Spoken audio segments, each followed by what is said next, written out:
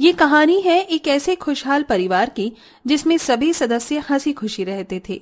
सास ससुर देवर ननंद पति और उनके साथ दो चोरनी, देवरानी सीमा और जेठानी शिखा। इन दोनों को एक अजीब आदत थी। आधी रात को उठकर चोरी छुपे फ्रिज से खाना निकालकर चट कर जाती थी। दीदी, आप बाहर ध्यान देना जरा, कोई आ तो नहीं रहा? रास्ता साफ है, अभी कोई भी नहीं है। जल्दी से बचा हुआ खाना निकालो, बहुत जोरों से भूख लग रही है। खाना मैंने निकाल लिया है, चलो जल्दी से आकर खा लेते हैं। शिखा और सीमा दोनों मिलकर खाना खा रही थी। उन्हें रात को अक्सर बहुत जोरों से भूख लगा करती थी।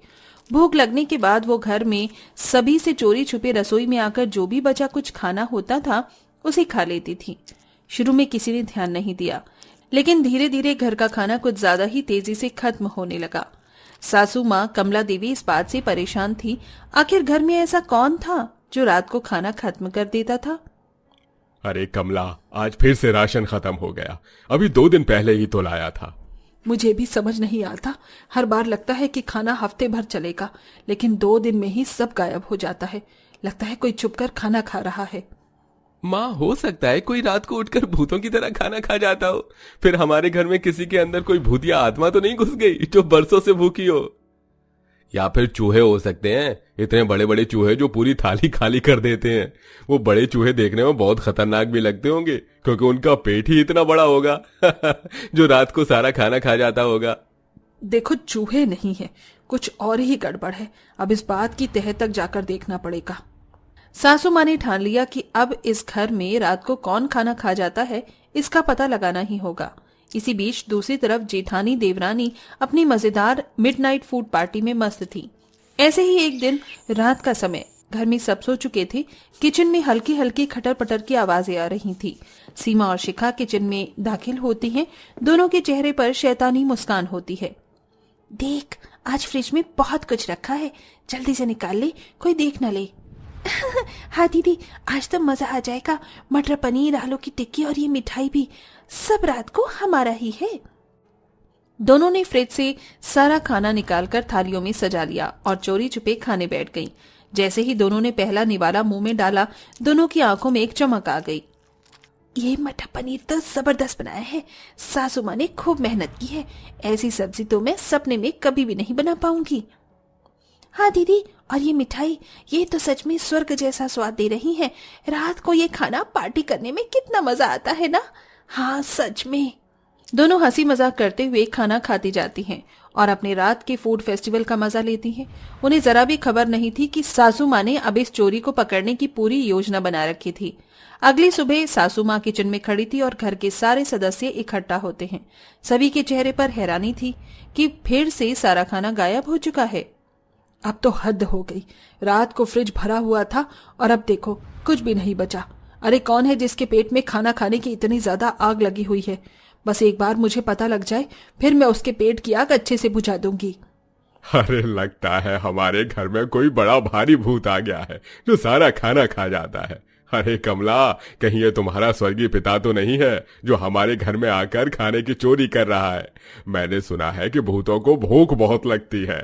अरे तुम तो चुप ही करो जी, कहीं ये सब तुम ही तो नहीं कर रहे हो? ये लो जी, उल्टा चोर कोतवाल को डांटे। मैं भला ऐसा क्यों करूंगा? तुम जानती हो ना, राशन भी मुझे ही डलवाना पड़ता है। अगर मुझे ऐसा ही करना होगा तो मैं घर का थोड़े ना खाऊंगा, बाहर का चटपटा खाना उड़ाऊंगा। ये बात भी सही है, ये घर में से ही किसी ने किया है, लेकिन आखिर ये कौन कर रहा है? तभी कमला का बेटा बोल पड़ता है। माँ, अब तो कैमरा लगवाना पड़ेगा, तभी इस चोर का पता चलेगा। मैंने कहा था ना कि चूहे हैं, हमें घर में चूहे मारने की दवाई डालनी चाहिए। घर वाले आपस में ये सारी बातें कर ही रहे थे कि तभी सीमा और शिखा दोनों एक दूसरे को देखकर इशारों इशारों में आंखों ही आंखों में बातें कर रही थी। माँ जी, आप तो कुछ भी नहीं कर पाओगी, ये सब किया धरा हमारा है। आखिर हमें इतनी भूख जो लगती है। चोर चोरी करके फरार हो गया और किसी को पता भी नहीं चला। हमारी चोरी का ऐसे ही किसी को पता नहीं चलेगा, क्योंकि हम बहुत शातिर चोर हैं जो खाना चोरी करके खा जाते हैं और किसी को पता भी नहीं चलता।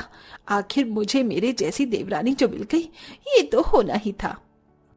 देवरानी जेठानी मन ही मन मुस्कुरा रही थी और इधर सासू माँ ने परिवार के सुझाव सुनकर एक चालाक योजना बनाई। उन्होंने कैमरा नहीं बल्कि एक और मजेदार तरीका चुना। उन्होंने आधी रात को उठकर खुद छुपकर रसोई में निगरानी करने का सोचा। रात का समय, पूरा घर सो रहा था। सासू माँ कमला देवी चुपचाप किचन के पास छुपकर बैठी थी। इधर देवरानी और जेठानी हमेशा की तरह मस्ती में किचन में आ जाती हैं। दोनों का मूड बहुत अच्छा है।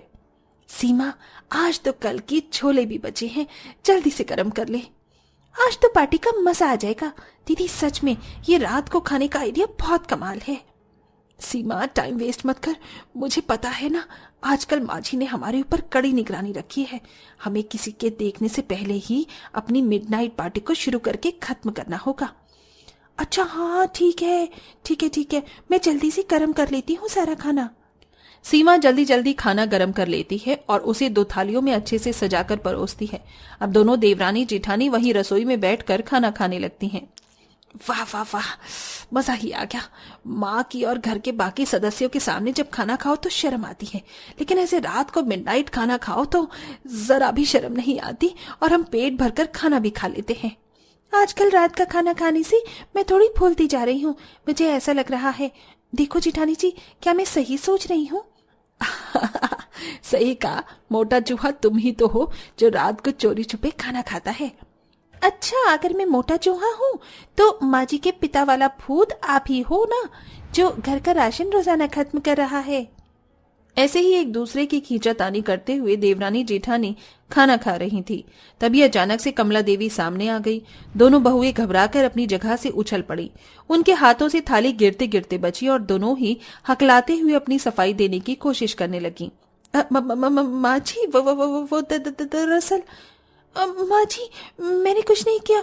ये सब जेठानी ने मुझे करने के लिए बोला था। मेरा कोई कसूर नहीं है। जो भी है, जेठानी जी ने ही ये प्लान बनाया था। इसमें मेरा कोई हाथ नहीं है। मैं बेकसूर हूँ माँ जी।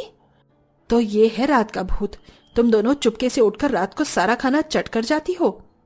सासू माँ, हमें माफ कर दो, हमसे गलती हो गई। आप अचानक से यहाँ कैसे आ गई?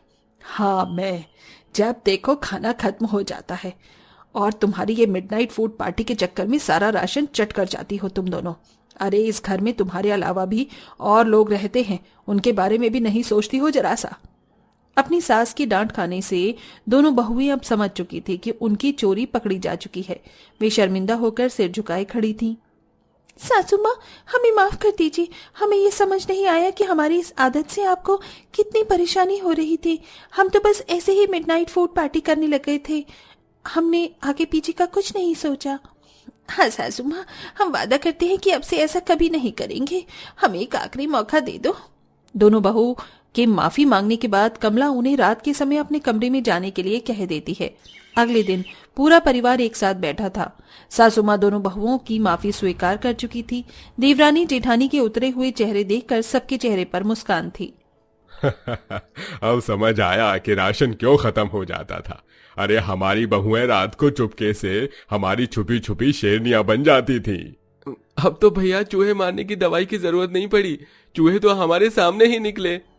मैंने तो कभी सोचा भी नहीं था कि हमारी प्यारी भाभियां ऐसी मिडनाइट पार्टी करती हैं। अरे ये सब छोड़ो, अब तो सब साफ हो गया। चलो अब से सब लोग साथ मिलकर खाना खाएंगे, चाहे दिन हो या रात। परिवार की हंसी खुशी मजाक सुनकर देवरानी जेठानी भी हंस पड़ी। अब दोनों बहुओं ने अपनी गलती का एहसास कर लिया था और उन्होंने सासू माँ से वादा किया कि अब से वे ऐसा कभी नहीं करेंगी। अब घर में शांति थी और राशन भी उतना ही खत्म होता था जितना होना चाहिए।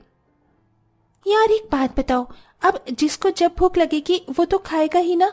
अब मायके में तो लड़कियां खुलकर मजे से खा लेती हैं, लेकिन ससुराल में सबके सामने उन्हें खाने में शर्म आती है कि कहीं ये ना बोले कोई कि ये बहुएं तो बड़ा बेशर्मों की तरह खाती हैं।